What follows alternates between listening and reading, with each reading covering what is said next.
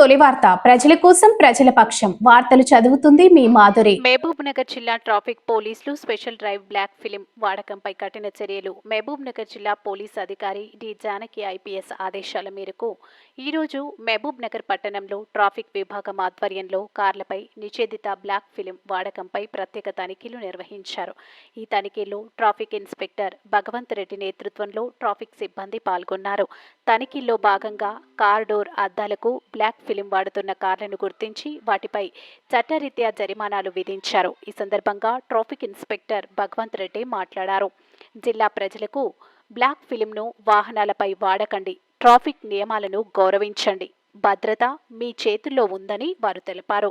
మీ తొలి వార్త న్యూస్ని సబ్స్క్రైబ్ చేసి లైక్ చేసి షేర్ చేయండి.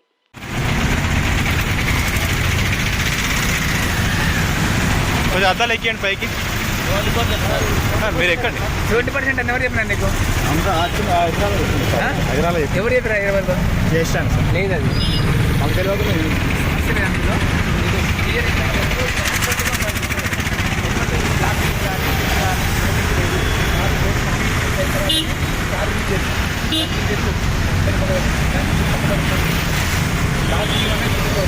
కూడా డేంజర్ కావచ్చు. చిన్నపిల్లలు కూడా చాలా మంది బయటకు